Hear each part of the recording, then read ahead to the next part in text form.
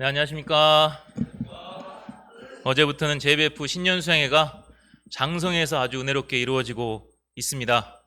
가보진 않았지만 있을 겁니다. 사진만 봐도 아이들이 이렇게 해맑게 웃고 있는 모습이 참 많이 보이더라고요. 얼마나 수행회가 은혜가 있는가. 섬기는 목자님들이 참 고생을 많이 하시면서도 뿌듯하겠다는 생각이 들었습니다. 오늘 끝까지 큰 말씀의 은혜가 임해서 우리 2세들이 믿음 안에서 잘 자라날 수 있도록 기도를 해야겠습니다. 신년이 시작된 지 2주가 됐습니다. 2주가 되면 세운 결심들이 흐물흐물해질 때쯤 됩니다. 오늘 말씀을 잘 듣고 다시 뿌리를 깊게 받고 올 한 해를 힘차게 걸어갈 힘을 던져볼 수 있기를 기도합니다. 자, 요절 말씀으로는 2장 6, 7절을 같이 읽겠습니다. 6, 7절 시작. 그러므로 너희가 그리스도 예수를 주로 받았으니 그 안에서 행하되 그 안에 뿌리를 박으며 세움을 받아 교훈을 받은 대로 믿음에 굳게 서서 감사함을 넘치게 하라. 기도하겠습니다. 거룩하신 하나님 아버지, 감사합니다. 2024년을 주님 안에서 시작하게 하여 주시고 매주 은혜로운 골로새서 말씀을 허락하여 주심에 감사합니다. 오늘도 신령과 신종으로 예배 드리고자 하나님의 전에 모이게 하심에 또한 감사합니다. 우리에게 들려지는 말씀이 귀한 은혜와 힘이 되게 도와주시고 저희가 온전히 주님께 뿌리를 박는 삶을 살 수 있도록 도와주시기를 간절히 기도합니다. 하나님의 말씀만이 드러나게 도와주시고 주의 성령께서 이 전을 감동시켜 주시기를 간절히 기도합니다. 감사하며 예수님의 이름으로 기도합니다. 아멘. 자, 지난주에 우리 이기현 목자님 가정이 아이들과 함께 마라톤 대회에 나갔다고 합니다. 아이들과 함께 마라톤 대회에 나갔대요. 5km 마라톤 대회. 거리가 짧긴 하지만 우리 스리비치가 초등학교 1학년이니까 그 아이들한테는 얼마나 길고 멀게만 느껴지겠습니까? 그래서 중간에 너무 힘들다고 다시 돌아가자고 했다고 합니다. 포기하고 싶다고 그렇게 했다고 했습니다. 그럴 때 기현 목자님 또 효영 사모님이 그것도 못하냐고! 에? 끝까지 뛰어! 이렇게 한 게 아니고 더 이상 뛰지 않으시고 아이들 보폭에 맞춰서 함께 걸어주었다고 했습니다. 함께 걸어주었더니 아이들이 5km를 완주하였습니다. 그래서 다음에는 10km를 완주하겠다고 아이들이 결단을 했다고 합니다. 10km를 완주해야 메달을 준대요. 메달. 5km는 빵하고 음료수밖에 안 주고 10km를 해야지 메달을 준대요. 그 메달을 바라보면서 다음에 10km를 해야겠다라고 기현 목자님이 말씀을 해주셨습니다. 아이들만 뛰었다면 결코 완주를 할 수 없었을 것입니다. 부모님이 함께 걸어주었기 때문에 완주할 수가 있었습니다. 우리는 2024년을 시작을 하고 새로운 믿음의 여정에 들어섰습니다. 말씀도 붙들었고 믿음의 결심들도 하였습니다. 기도 제목을 모아보니까 우리 여러 목자님들이 양식 365일, 성경 일독, 새벽기도 100% 이런 결단한 것을 많이 보았습니다. 물론 벌써 깨진 것도 있습니다. 특히 새벽기도 100%는 많이 깨졌습니다. 하지만 우리가 이렇게 결심을 하는 것은 끝까지 우리도 영적으로 살아서 완주하기를 원하기 때문에 이런 결단을 하는 것입니다. 그러면 우리가 어떻게 끝까지 흔들리지 않고 이 믿음의 완주를 할 수 있을까요? 오늘 말씀은 그 답을 가르쳐주고 있습니다. 우리 제목을 한번 힘차게 외쳐볼까요? 제목을 시작. 그 안에서 행하라. 주님 안에서 행할 때에 가능합니다. 행한다는 것은 주님과 함께 걷는 것입니다. 나 혼자서는 힘들지만 주님과 함께 걸으면 우리는 끝까지 믿음의 여정을 완주할 수 있음을 믿습니다. 우리가 오늘 말씀을 통해 예수님 안에서 행하고 예수님께 뿌리를 박는 자들이 되어 끝까지 믿음의 여정을 완주할 수 있기를 기도합니다. 1절을 보겠습니다.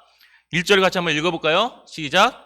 내가 너희와 라오디게아에 있는 자들과 물은 내 육신의 얼굴을 보지 못한 자들을 위하여 얼마나 힘쓰는지를 너희가 알기를 원하노니. 지난주 말씀에서 들었듯이 골로새 교회는 사도 바울이 개척한 교회가 아닙니다. 에베소에서 바울을 통해 복음을 들은 에바브라가 가서 개척한 교회였습니다. 그런데 에바브라는 골로새만 개척하지 않았습니다. 골로새서 4장 13절을 보면 에바브라가 너희와 라오디게아에 있는 자들과 히에라볼리에 있는 자들을 위하여 많이 수고하는 것을 내가 증언하노라 라고 바울이 말하였습니다. 에바브라는 골로새 옆에 있는 라오디게아와 그 위에 있는 히에라볼리까지 개척을 했습니다. 그래서 저게 세 개의 교회가 삼각형 모양을 이루면서 서로 동역하면서 함께 자라나고 있었던 것입니다. 바울에게는 엄청 감사한 일이었습니다. 직접 가서 개척하지 않았지만 복음이 전파되어서 이렇게 교회가 세워지고 믿는 자들이 생겨난다는 것이 얼마나 기뻤겠습니까?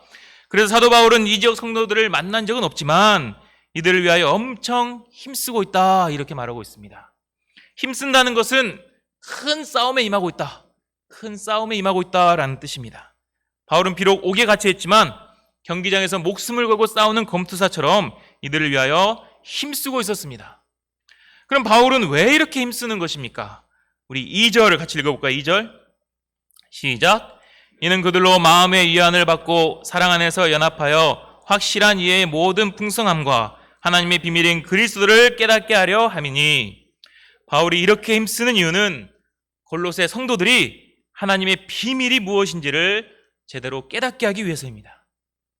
하나님의 비밀이 무엇입니까? 하나님의 비밀은 예수 그리스도이십니다. 그리스도가 하나님의 비밀이라는 것을 깨닫기를 원했습니다. 그냥 깨닫는 것이 아니라 확실한 이해의 모든 풍성함으로 깨닫기를 원했습니다. 공동 번역으로 봤더니 풍부하고도 완전한 이해력 이렇게 표현을 했습니다. 정말 풍부하고도 완전한 이해력으로 그리스도가 하나님의 비밀이라는 것을 깨닫기를 원한 것입니다. 왜 이렇게 완전하게 깨달아야 할까요? 그 당시에 온갖 헛된 사상들과 이단들이 서로 자신한테 비밀이 있다 이렇게 미혹했기 때문입니다. 8절에 나오는 철학과 헛된 속임수로 무장한 자들은 영지주의자들입니다. 이들은 자신들만 가지고 있는 신비한 지식을 알아야지 구원에 이를 수 있다고 주장을 했습니다. 16절에 나오는 율법주의자들은 절기와 율법과 안식일을 잘 지켜야지 구원을 받는다 또 이렇게 미혹을 했습니다. 18절에는 천사 숭배자들이 나옵니다. 그들은 이렇게 말했습니다. 천사 본 적 있어요? 봤냐고요? 천사 못 봤으면 구원받을 생각하지 말아요. 이렇게 비밀이 있다고 말했습니다.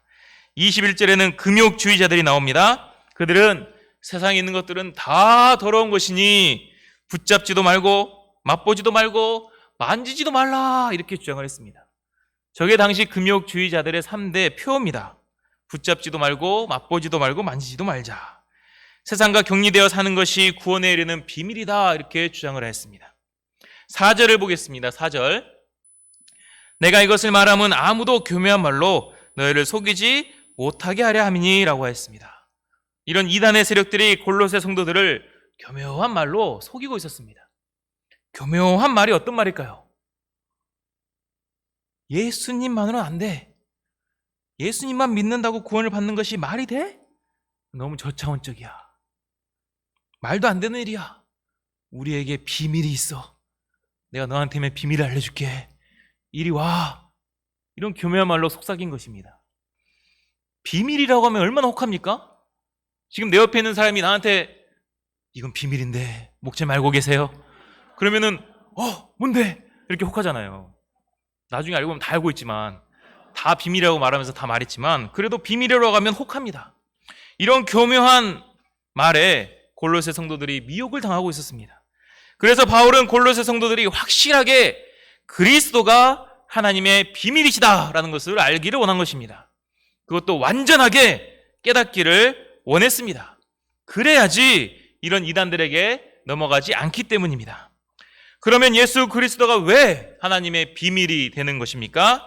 우리 3절을 같이 읽겠습니다. 3절 시작. 그 안에는 지혜와 지식의 모든 보화가 감추어져 있느니라. 예수님 안에 모든 지혜와 지식의 보화가 있기 때문입니다.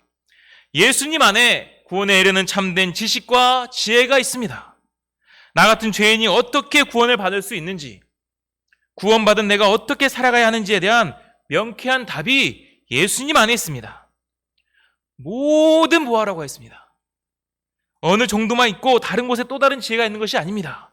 오직 예수님 안에 모든 100%의 지혜와 지식의 보화가 있습니다. 예수님 안에 나를 살리는, 나에게 영생을 주는 모든 보화가 감추어져 있는 것입니다. 이렇게 감춰져 있던 하나님의 비밀이 우리에게 나타났습니다. 어떻게 나타났습니까? 우리 9절을 같이 읽겠습니다. 9절 시작. 그 안에는 신성의 모든 충만이 육체로 거하시고, 예수님께서 육체의 모습을 입고 이 땅에 오셨습니다. 본래 하나님과 동등하신 예수님께서 나를 위해 말구유의 아기의 모습으로 이 땅에 오신 것입니다. 비밀로 감춰져 있던 예수님이 나를 위해 그 모습을 드러내셨습니다. 그런데 그냥 나를 이해하고 나의 아픔과 슬픔에 동참하기 위해서 인간의 몸만 입고 오신 것이 아닙니다. 그 육체 안에 무엇이 거한다고 하였습니까? 신성의 모든 충만이 거한다고 하였습니다. 신성, 하나님의 성품, 하나님의 능력, 하나님의 전지전능하심이 충만하게 담겨 있는 것입니다. 세상에 어떻게 이런 일이 있을 수가 있습니까? 인간의 몸 안에 하나님의 신성이 충만할 수가 있습니까? 완전하신 육신의 몸을 입고 오셨는데 그 안에 완전하신 하나님이 계신다는 것이 이해가 안 되죠? 안 된다고요? 네. 그 당시 헬라 철학자들은 이것을 이해를 못했습니다. 더러운 육신 안에 하나님의 거룩한 영이 있는다는 것은 있을 수가 없다. 이해를 하지 못했습니다. 유대인들도 마찬가지입니다. 지금까지도 이해를 못합니다. 그러니 예수님을 인정하지 못합니다. 인간의 머리로는 이해할 수가 없습니다. 사람들이 이해할 수 없는 것들이 눈앞에 나타나면 뭐라고 말합니까? 이해할 수 없는 현상이 눈앞에 딱 펼쳐지면 뭐라 말합니까? 와, 신비롭다! 이렇게 하잖아요. 저만 그럽니까? 와, 신비롭다! 이렇게 하지 않습니까? 예수님께서 이 땅에 성육신 하신 것이 가장 신비스러운 것입니다.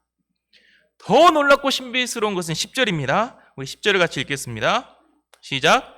너희도 그 안에서 충만해졌으니 그는 모든 통치자와 권세의 머리시라. 우리도 예수님 안에서 충만해졌습니다. 우리 안에 모든 통치자와 권세의 머리이신 예수님께서 거하신다는 것입니다. 예수님께서 내 안에 계십니다. 이게 가능합니까? 우리 안은 예수님이 계실 만한 곳이 못 됩니다. 얼마나 더럽고 죄악되고 허물이 많습니까? 그런데 어떻게 거룩하신 예수님께서 우리 안에 거하실 수 있는 것입니까? 13에서 15절을 읽겠습니다.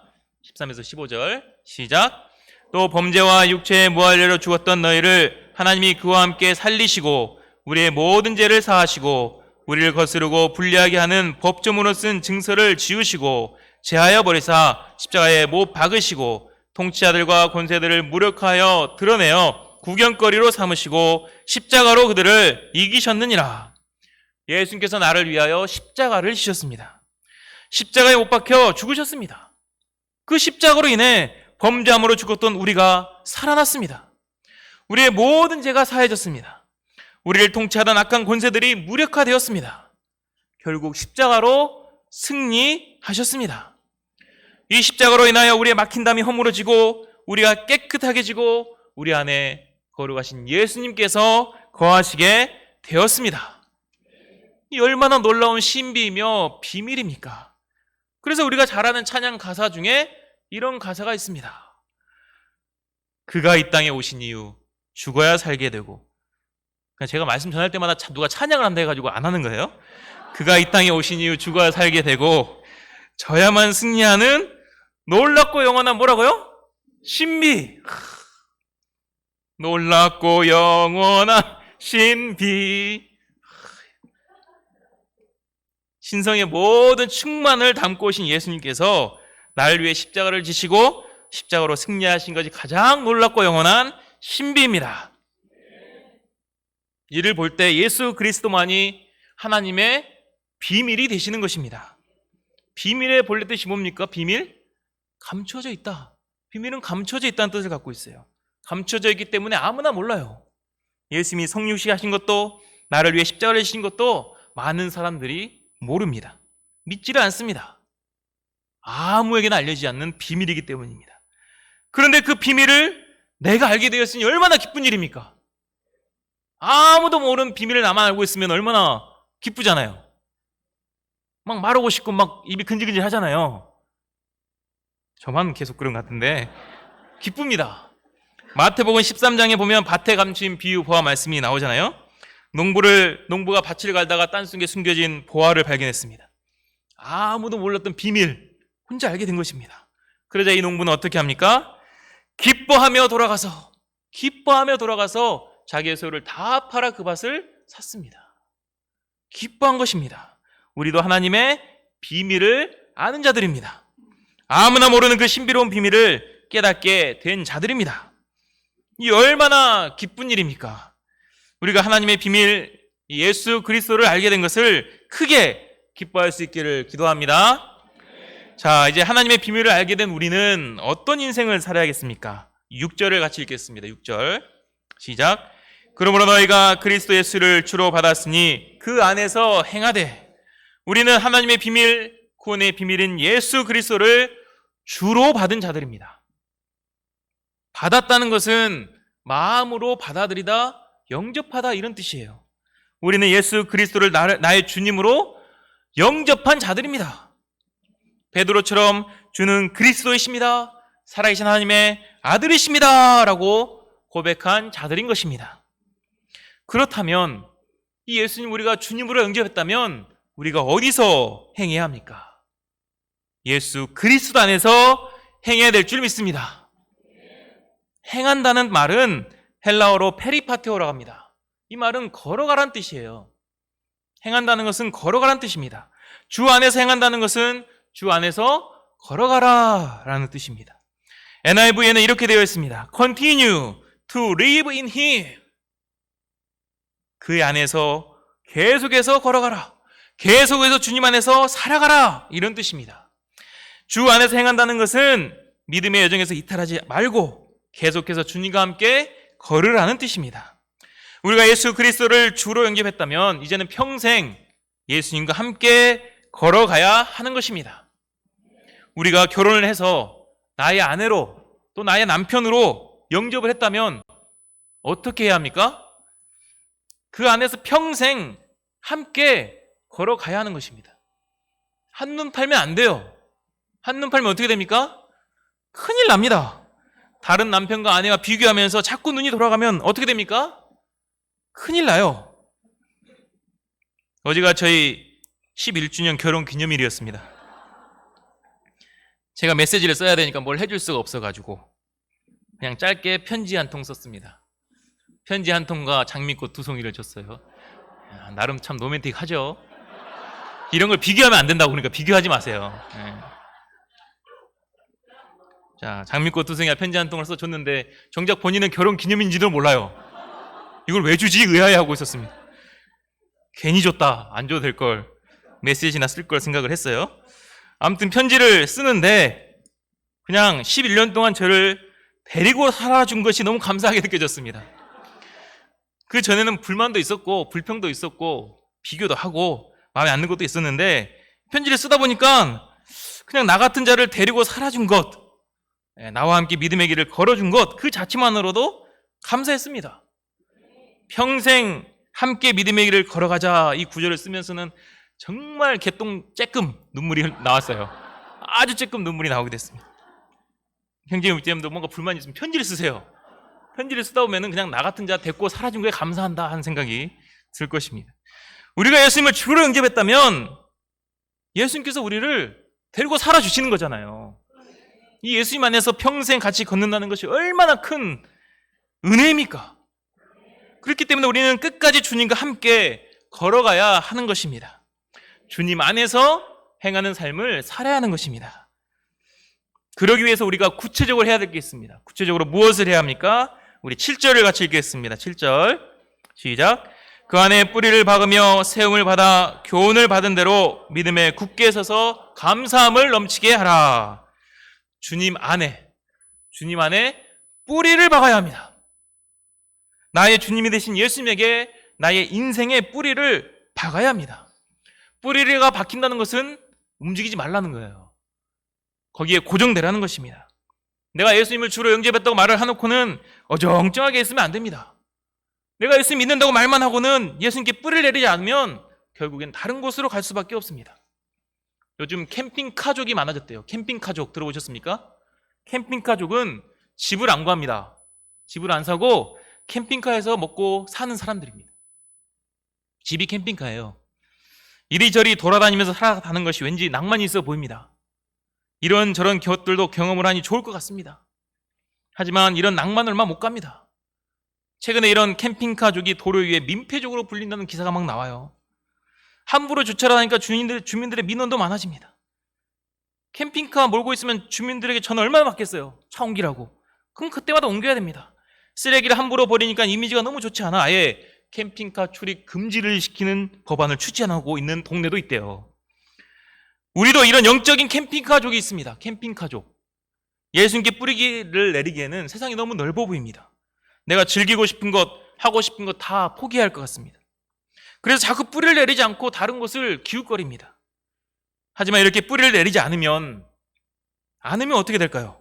자, 야고보서 1장 7, 8절 읽겠습니다. 시작. 이런 사람은 무엇이든지 죽기 얻기를 생각하지 말라. 두 마음을 품어 모든 일에 정함이 없는 자로다. 우리가 주님께 뿌리를 내리지 않으면 자꾸 두 마음을 품습니다. 영적인 양다리를 걸치는 겁니다. 이 양다리는 주님이 가장 싫어하시는 겁니다.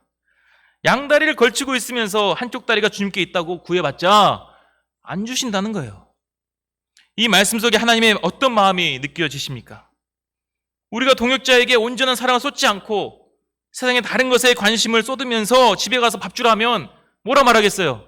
집에서 밥 얻어먹을 생각을 하지 말라 이렇게 말하지 않겠습니까? 똑같은 겁니다. 하나님도 마음의 상처를 받으십니다. 그런데 문제는 하나님께서 주시지 않으면 우리는 살 수가 없는 존재라는 것입니다. 우리는 살아갈 수가 없습니다. 그래서 주님께 뿌리를 박지 않으면, 그 마음을 확실하게 정하지 않으면 어떠한 열매도 맺지를 못합니다. 금방 픽픽 넘어집니다. 그 인생이 항상 불안해 보이는 것입니다. 연초에 일본에서 진도 7.4의 큰 지진이 일어났습니다. 육지가 1.3m나 서쪽으로 이동할 정도로 강력한 지진이었습니다. 이 지진으로 인해 사망자가 200명이 넘었었다고 합니다. 많은 인명피해가 있었습니다. 그런데 1년 전 비슷한 시기에 튀르키예에도 7.9의 지진이 일어났습니다. 그때 사망자는 5만 명이 넘어갔습니다. 비슷한 강도의 지진인데 왜 이렇게 피해 차이가 크게 나는 것입니까? 일본의 건물들은 이미 지진에 대비해서 내진 설계를 했습니다. 땅속에 깊이 뿌리를 박은 거예요. 기초 하나를 박더라도 땅속에 깊이 박았습니다. 여러 개를 박았습니다. 하지만 튀르키예 건물들은 대부분 기초가 없었습니다. 심지어 철근을 빼먹은 건물도 많았습니다. 뿌리가 박혀 있는가? 그렇지 않는가는 이런 지진 같은 경우에도 큰 차이가 나는 것입니다. 그렇기 때문에 우리가 예수님을 주로 받았다면 우리는 예수님께 뿌리를 박아야 합니다. 우리의 인생을 주님께 온전히 맡겨야 되는 것입니다. 그래야지 안전합니다. 흔들리지가 않습니다. 무너지지가 않습니다. 당장은 내 힘으로 잘 살 것 같고 내 생각과 뜻대로 잘 될 것 같지만 얼마 못 가서 정말 미천 다 드러납니다. 작은 문제 앞에서도 쉽게 고꾸라집니다. 하지만 예수님께 뿌리를 박으면 가장 중요한 것은 그 인생에 안정감이 있습니다. 평안합니다. 캠핑카는 덜컹덜컹 거리잖아요. 안 타봐서 모르겠지만 덜컹덜컹 거린다고 합시다. 차니까 얼마나 속도 울렁거리겠습니까? 내가 계속 운전을 해야 돼요. 피곤하고 힘들고 불안합니다. 하지만 예수님께 뿌리를 내리면 흔들리지 않는 평안함. 에이스 침대. 예? 그 광고 문구 아세요? 정말 에이스 침대에 누운 것처럼 평안한지 모르겠지만 흔들리지 않는 평안함. 이 평안을 맛보게 되는 것입니다. 예수님께 뿌리를 내린다는 것은 정말 예수님 한 분만 섬기기로 결단하는 것입니다. 다른 것을 기웃기웃 거리지 않는 것입니다. 예수님만을 사랑하는 것이고 예수님만을 바라보는 것입니다. 결국에는 예수님께 집중하는 것입니다. 그러면 내 마음이 예수님으로 충만하게 되고 기쁨이 넘치게 됩니다. 이렇게 뿌리를 박는다는 것은 결국엔 예수님의 말씀을 듣고 행하는 것입니다. 마태복음 7장 24절에서 말합니다. 누구든지 나의 이 말을 듣고 행하는 자는 그 집을 반석 위에 지은 지혜로운 사람 같으리니. 반석이 누구십니까? 고린도전서 10장 4절입니다. 그 반석은 곧 그리스도시라. 예수님의 말씀에 뿌리를 박는 것이 곧 반석 대신 예수님에게 뿌리를 박는 것입니다.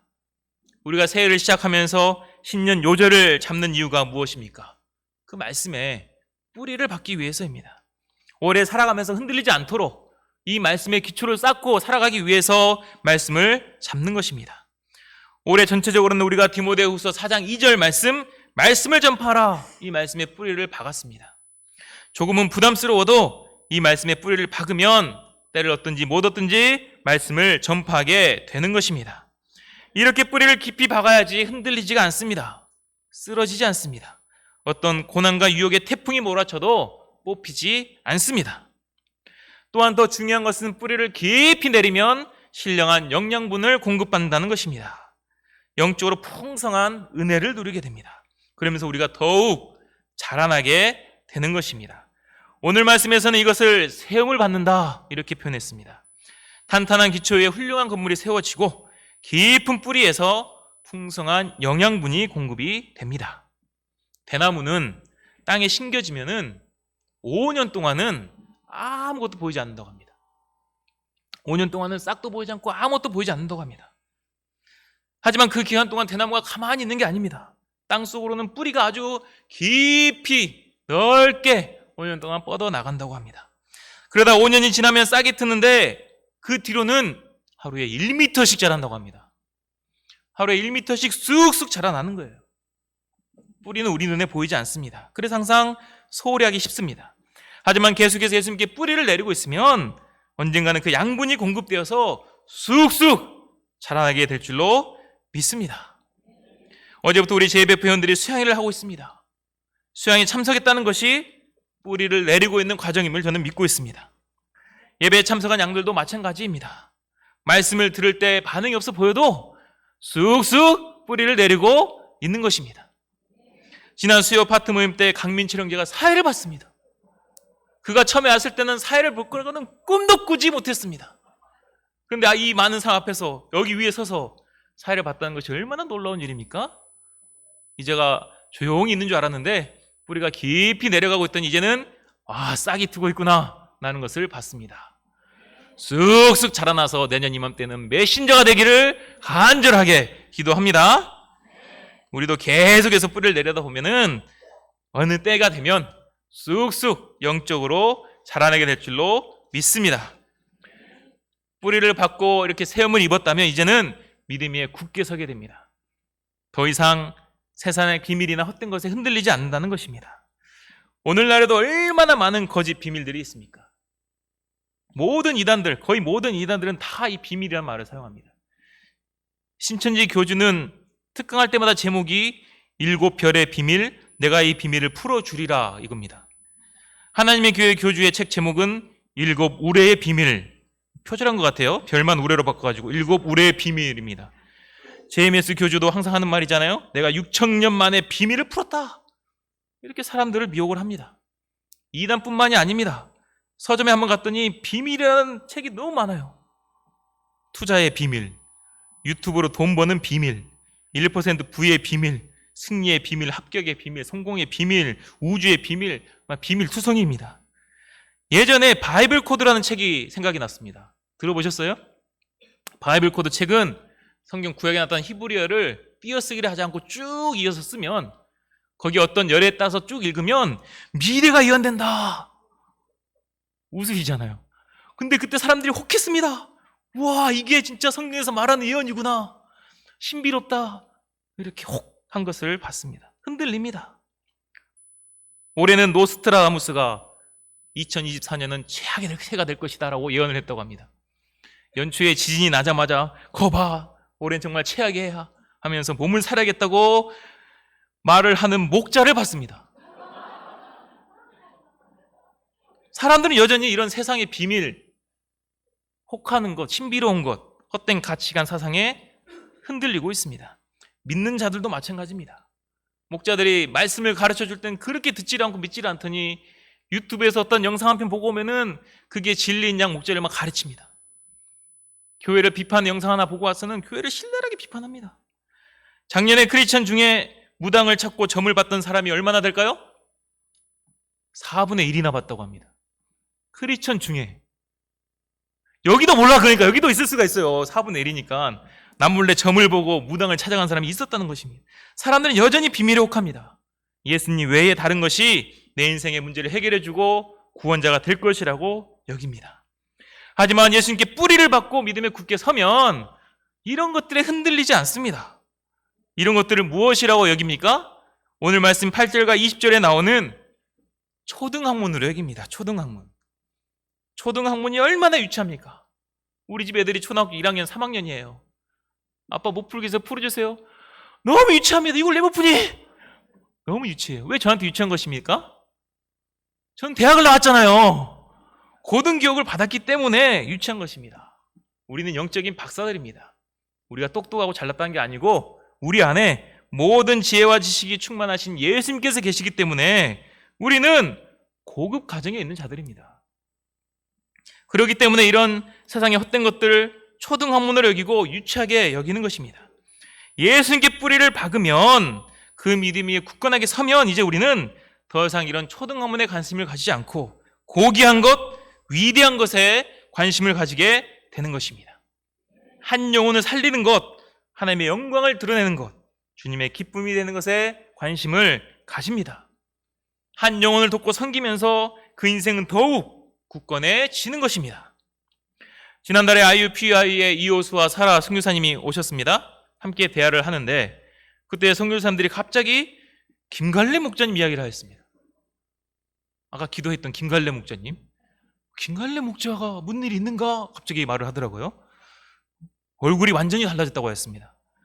예전엔 무언가 조금 불안한 모습이 있었는데 이번에 와서 봤더니 너무 얼굴이 밝고 힘이 넘쳐 보인다고 하였습니다. 저는 자신 있게 말했습니다. 양을 쳐서 그래요. 양을 치니까 그렇습니다. 갈래 목자님이 저와 같은 팀이었거든요. 예전에는 자꾸 왔다 갔다 했습니다. 센터도 나왔다 안 나왔다.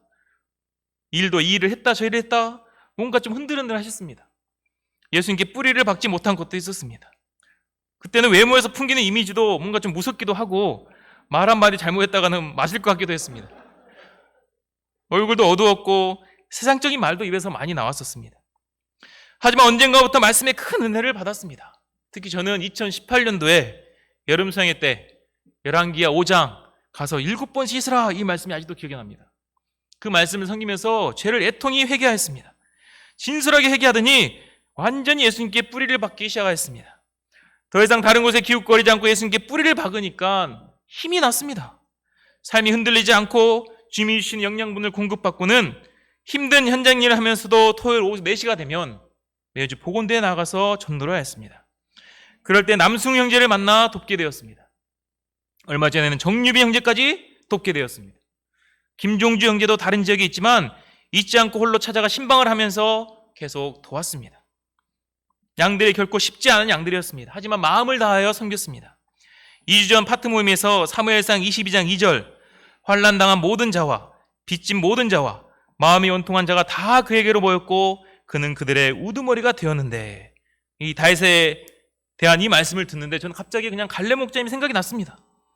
예수님께 뿌리를 받고 세움을 받아 믿음에 굳건하게 섰을 때에 어렵고 힘든 영혼들을 돕는 다윗 같은 목자 인생을 살게 되었다는 생각이 들었습니다.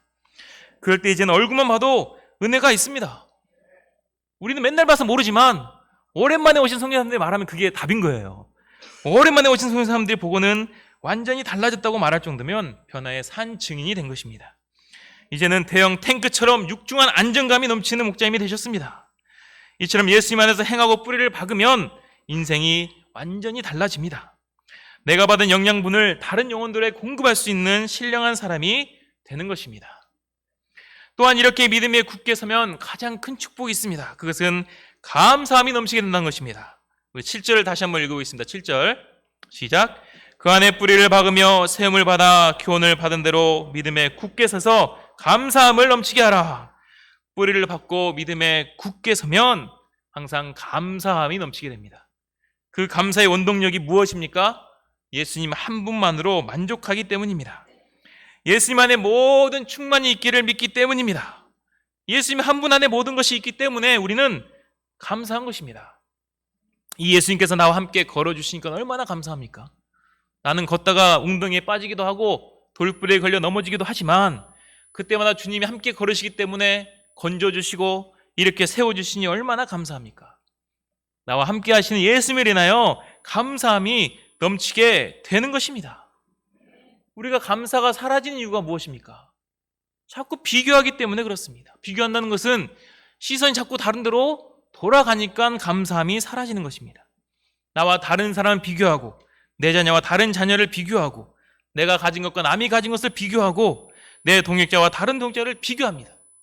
비교를 하니까 불평이 생기고 불만이 쌓이는 것입니다. 하지만 예수님께 온전히 뿌리를 받고 예수님만 바라보면 이 비교의식이 사라집니다. 인생의 기준이 상대평가가 아니라 절대평가로 바뀌는 것입니다. 다른 사람들을 어찌하든지 성적에 신경 쓰지 않고 내가 주님 앞에서 잘 살고 있는지만 보게 되는 것입니다. 비교하지 않기 때문에 예수님 한 분만으로 인하여 감사가 넘치게 됩니다.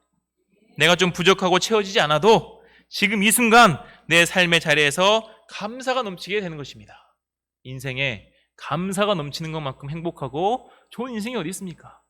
우리가 정말 예수님께 뿌리를 박아서 믿음에 굳건하게 서서 감사함이 넘칠 수 있기를 기도합니다. 저는 올해 마가복음 11장 22절 그리고 디모데후서 4장 2절 말씀을 붙들고 시작을 했습니다. 전능하신 하나님을 믿고 말씀을 힘써 전파하고자 방향을 잡았습니다. 그래서 올해는 어찌하든지 전대 캠퍼스에 소망스러운 양을 얻고 제자 양성을 하고자 결단을 했습니다. 솔트팀 영혼들 잘 도와서 캠퍼스 역사의 주역들로 세우고자 했습니다. 파트 가운데는 마이 피러 돕고 섬기자, 전 리더 1:1양 섬기자, 이런 방향을 잡았습니다. 나주에 있는 목자님들과 매주 기도 모임을 하면서 올해는 동신대 한정공대에서 점심문을 이루며 캠퍼스 유행을 넓히고자 방향을 잡았습니다.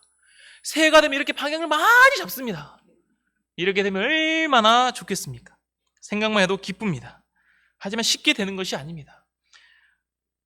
제가 얼마 전 뉴스를 봤는데 미국의 저명한 심리학자가 이런 조사를 했다고 합니다. 새해 결심을 한 사람들이 얼마나 결심을 잘 이행하는가 조사를 했더니 몇 프로가 결심을 다 이행할 것 같습니까?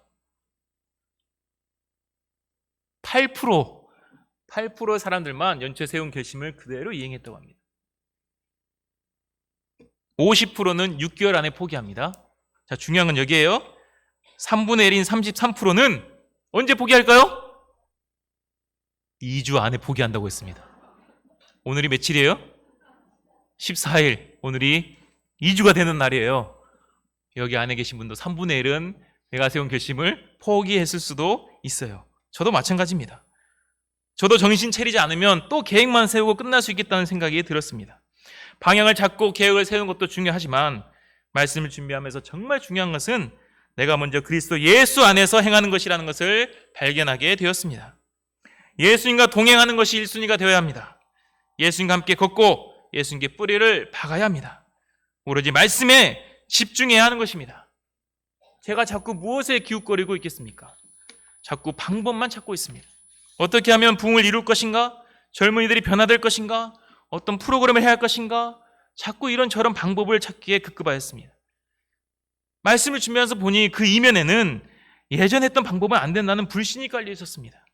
말씀과 기도만으로는 한계가 있다는 불신 또한 깔려 있었습니다. 오랫동안 더 성장이 더딘 것 같은 현실을 보면서 새로운 길을 모색해야 한다는 생각도 있었습니다. 하지만 주님 오늘 말씀을 준비하면서 다시 말씀하십니다. 예수님 안에 지혜와 지식의 모든 보화가 감춰지느니라. 예수님 안에 신성의 모든 충만이 있느니라.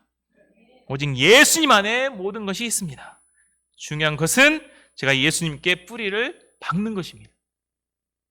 제대로 뿌리를 박지 않으니까 자꾸 저도 다른 쪽으로 기웃기웃 거리고 있는 것입니다. 제가 정말 올해는 이 예수님 한 분께 뿌리를 깊이 박아야겠습니다. 한 말씀 한 말씀의 뿌리를 깊이 박아야겠습니다. 그래서 영적으로도 영양분을 공급을 받고 또 하나님의 역사를 흔들림 없이 섬길 수 있기를 기도합니다. 저는 대나무의 특징을 보면서 큰 소망을 가지게 되었습니다. 아직 싹이 보이지 않는 영혼들도 꾸준히 말씀을 들으면 그 뿌리가 지금도 내려가고 있다는 소망을 가지게 되었습니다. 그러다 언젠가는 새싹이 나고 쑥쑥 성장하게 될 비전을 보게 하십니다. 이런 비전과 소망 또한 우리가 말씀의 뿌리를 박을 때 가능한 것입니다. 우리가 이 비전을 가지고 말씀의 뿌리를 깊게 박을 수 있기를 기도합니다. 결론적으로 예수 그리스도는 하나님의 진정한 비밀이 되십니다. 예수님 안에 모든 지혜와 지식의 보화가 감추어져 있습니다. 우리가 이 예수님을 주로 받았습니다. 우리가 예수님을 주로 영접한 자들로서 예수님 안에 생활할 수 있기를 기도합니다. 예수님께 뿌리를 받고 세움을 받아 영적인 열매를 풍성히 맺는 2024년이 되기를 주님의 이름으로 기도합니다. 기도하겠습니다.